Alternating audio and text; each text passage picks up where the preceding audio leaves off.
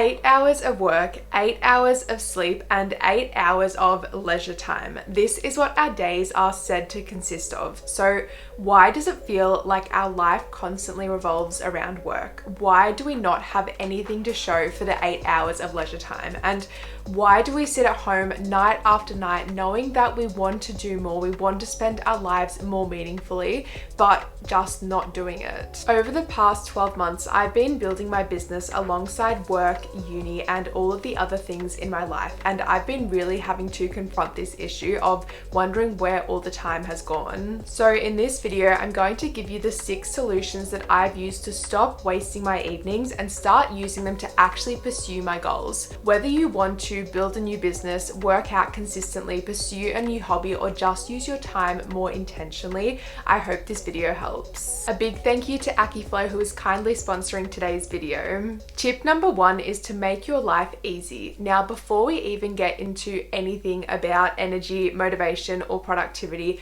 we have to talk about time. One big reason that we find it so hard to do anything meaningful with our time in the evening is something called the maintenance bucket. Now, every task in our life falls into one of 3 buckets. The first one is growth. These are all the tasks that we do for our future selves that make us more skilled, more knowledgeable, or a better person. So things like taking a course, working out, building a business, or learning a language. The second bucket is freedom. These are all the tasks that we do because we actually enjoy them. So things like seeing friends, watching a movie, traveling, or reading. Then we have our maintenance bucket. These are the things that we have to do to keep our lives operating as they currently are. So cooking each night, cleaning, doing the washing, calling our loved ones.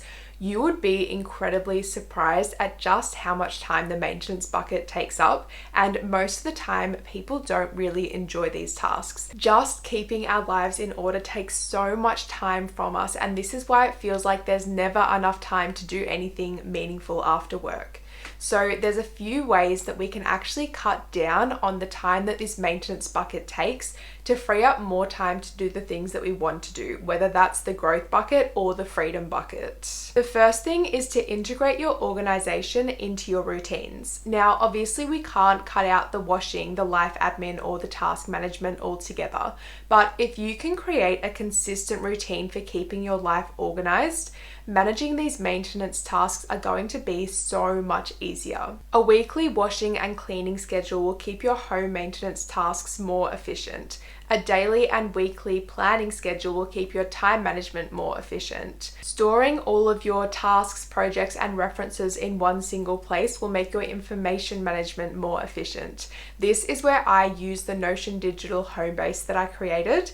I will pop a link to that in the description box below. If you are someone who feels like your life is all over the place, or there's just too many things going on and you can't keep track of it all, then feel free to check this out because it's something that has changed the game for me in managing all the different buckets in my life. The main takeaway here is that if you treat every single task like it's a standalone thing, it's inevitably going to take up so much more time and feel so much more overwhelming. If you can instead take the tasks and make them part of a bigger system, this is going to keep you on track and make managing your maintenance bucket so much easier. The second thing that I do is meal prep, and dinner genuinely does take up so much more time than you think. Seriously, the next time that you cook, think about how much time it takes you to decide what to eat, get the groceries, prepare the meals, eat the meal, wash the dishes, then put the dishes away. By the time you finish that, you will have taken up so much time, and you also just won't have energy to do other things with your night. So if cooking is part of your freedom or your growth bucket, like if you genuinely enjoy it or it's something that you want to improve on,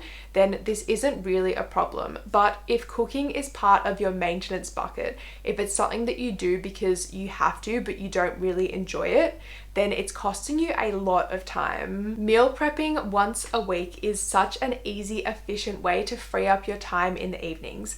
The fact that dinner takes me 3 to 5 minutes to heat up or prepare means that I have a lot more extra time that I can spend on my priorities and really make the most of my evenings. Some of my favorite dinners to meal prep are curries, salmon, rice and veggies, bolognese with potatoes or pasta, and simple salads that don't go soggy. There are so many Instagram accounts and YouTube channels that will tell you how to meal prep, so feel free to go and check those out. The third thing you can do to free up time from your maintenance bucket is to plan in advance. Now, I have wasted way too many nights scrolling just to procrastinate, not even to procrastinate from work, but to procrastinate from having to decide what to do.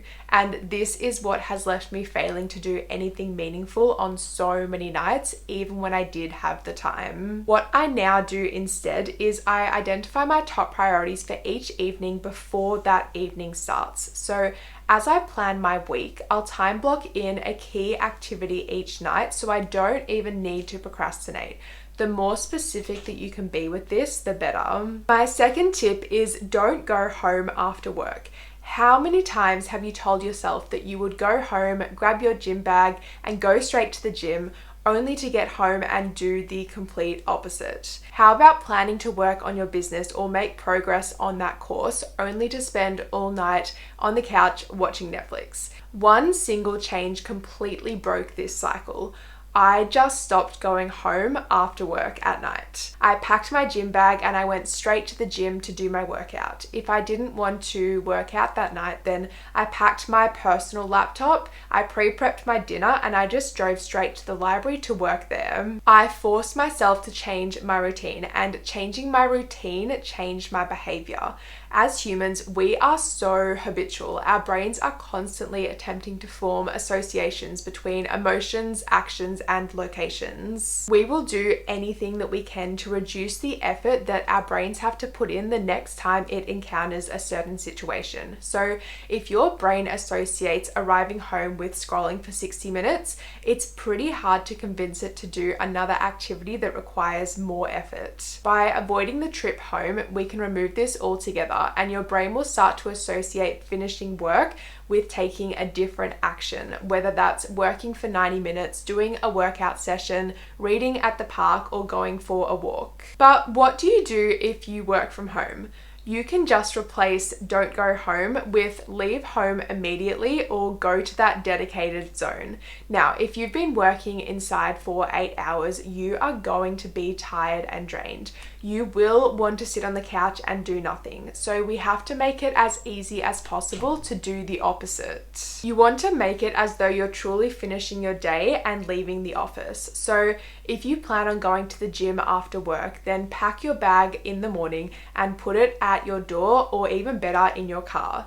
If you want to work on your business, then find a local library or workspace and make that your go-to after work. We will always default to the easy option, even when it doesn't serve us long term. So the harder that we can make it to do what we don't want to do, and the easier we can make it to do what we do want to do, the more disciplined we're going to be. Tip number 3 is to care about your work. I have a really big issue with the quiet quitting movement, but it's not for the reason that you might think. What is the quiet quitting movement? Basically, workers are feeling so burnt out, undervalued, and underpaid. They feel like employers are demanding way too much for them, and they're not getting enough back in return for their efforts. So people have started taking action. Employees are doing the bare minimum at work. They're doing enough to keep their jobs, but they're not putting any more time, effort, or enthusiasm in than absolutely necessary. Now, whether you're quiet quitting or not, I think that everyone has found themselves clock watching at some point, staring at the minutes, waiting as they pass by painfully slowly, being at work physically, but being completely tapped out mentally. Here is the issue. All of these things, quiet quitting, clock watching, having no personal investment in your work, they completely drain your energy. When you sit at your desk, hating your job, despising your boss, just waiting for the time to pass, you are spending 8+ hours, a third of your day, in a state of complete negativity. Every minute of boredom or distraction makes your work that much more soul-sucking, and you can't just switch that off the minute that you stop working. This negativity seeps into the rest of your life. You finish the day so drained that you genuinely don't have the energy to be productive after work. When you are fully engaged, when you care about your work and you put in effort, That is what leaves you energized, feeling like your work and your time mattered and created value. Now, hopefully your job has some element that you can find this value in, some task or activity that gets you into a flow state. But if it doesn't, this is where it's time to get creative. When I worked at Baker's Delight, I set myself a challenge to sell as many extra hot cross buns as possible. When I worked at an optometrist, I started each shift with the goal of helping just one person find a pair of glasses that they loved. You can be fully engaged at work, or you can spend the day watching the minutes just tick by, but when you think about it, you will be spending the same amount of time at work either way. And I can guarantee you that choosing to make that time count will do insane things for not just your career, but your personal life too, and the other things that you want to do after work. My fourth tip is to treat your evenings as a new day, and this solution is inspired by Ed Mylett. He's an entrepreneur, a #1 global speaker, and a best-selling author. Ed Mylett has achieved massive success across almost every single industry and aspect of life, and he puts this down to one thing. Unlike most people, his weeks don't have 7 days, they have 21 days. How? Well, his days are 6 hours long. Day 1 is from 6 a.m. to midday. Day 2 is from midday to 6 p.m. and day 3 is from 6 p.m. to midnight. In his day 1, he basically aims to get a full day's worth of work done. In day 2, he pursues a full day's worth of fun memories, meetings, and phone calls. It's a day for relationships, communicating, and getting stuff done. Day 3 has similar themes of work, relationships, and success. And here is why this works so well.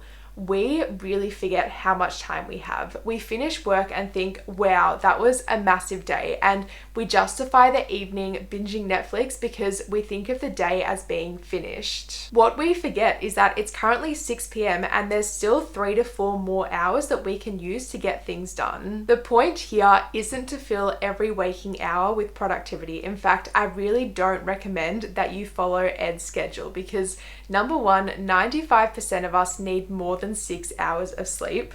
#2, you probably don't have as much control over your time as him. You probably can't choose to work from 12 to 6 or 6 to midnight. And 3, this would not be sustainable for most people. He has worked his way up to this point, but you might be starting from 0. You might be starting from 50%.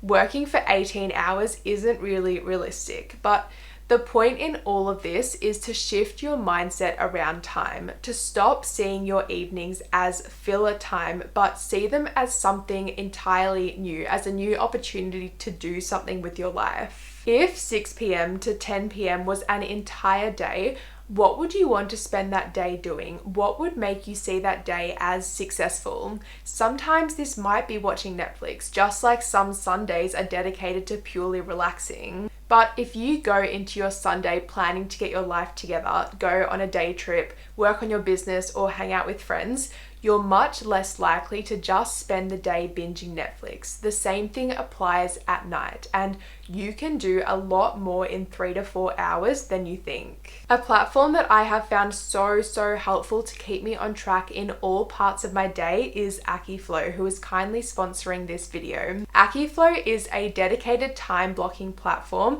that I've been using to plan my days and my weeks. If you are trying to build a business alongside working a 9 to 5, studying, or both, chances are your brain, your email, and your task management software is probably overflowing, and you likely have at least 2 different calendars. This was the case for me at least, and Akiflow has honestly been such a lifesaver in creating a space to manage everything in one place. Akiflow integrates seamlessly with tools like Gmail, Notion, ClickUp, Slack, Todoist, and more. It also enables you to view all of your calendar events together in one place, so you can see exactly when you have times free. I use this to combine my work calendar with my personal calendar and my business calendar, so I can just see everything in the one place. I'm going to be honest, splitting up your day into 3 separate days is not going to do anything if you don't use that time productively.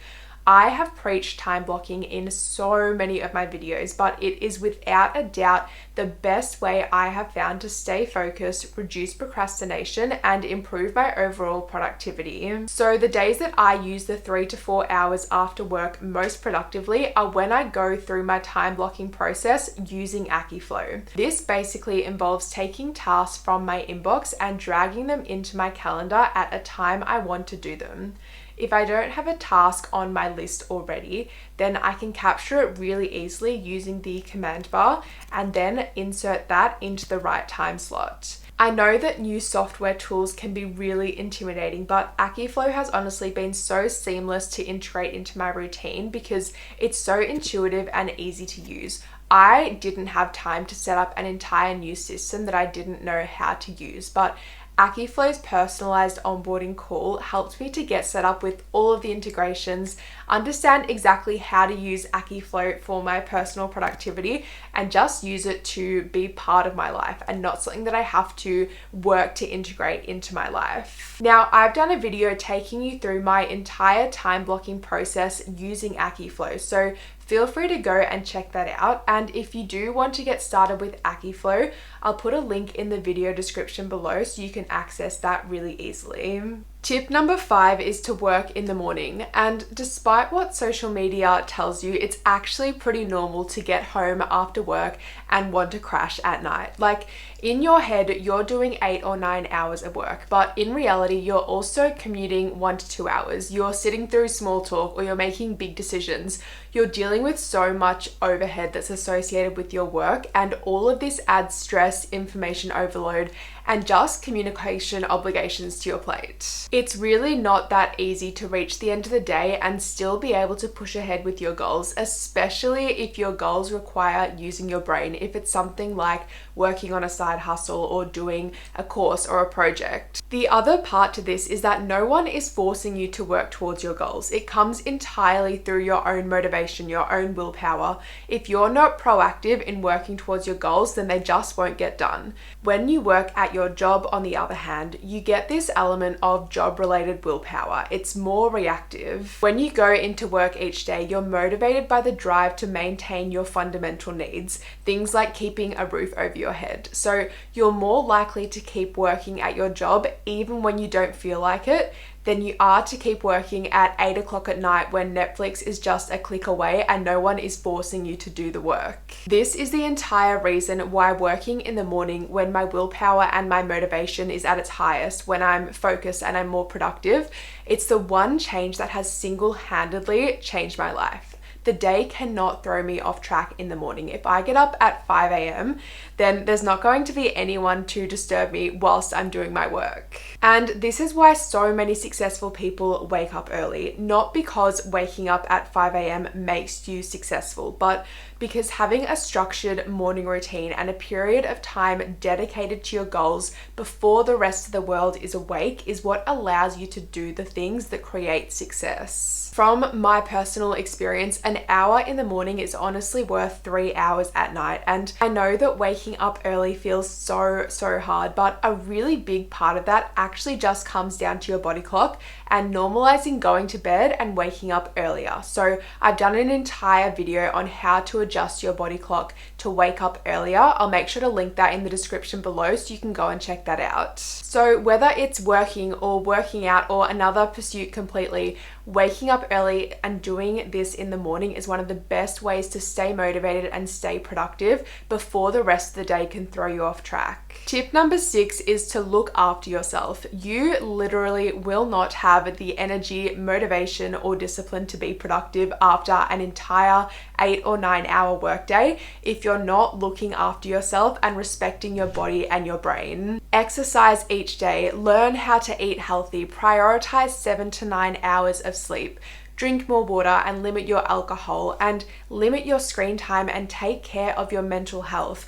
I have done videos on so many of these topics and they are all there for you to use. They're all there for you to take and implement into your life. This isn't something that I can convince you on. It's really something that you just have to trust me on and experience for yourself. it will not be obvious just how far below your peak potential you're currently operating until you start looking after yourself properly. If you do nothing that I mentioned just before, then you're not going to drop dead tomorrow, but your performance is going to suffer, and performing 20% below your max day after day has a massive impact on your productivity, mood, and motivation. 3 years ago, I was literally 20 kilos heavier than I am now. So I can honestly tell you that pursuing meaningful goals or activities at the end of your day is so much easier when you're healthy and happy, when you're well rested and you're actually energized. We're now at the best part of the video, our action steps. How can you put everything that we've gone through in this video to action? The first thing is to make your life easy. Implement one habit that makes managing your maintenance bucket easier. This could be meal prepping, it could be planning your week, or creating a washing and cleaning routine.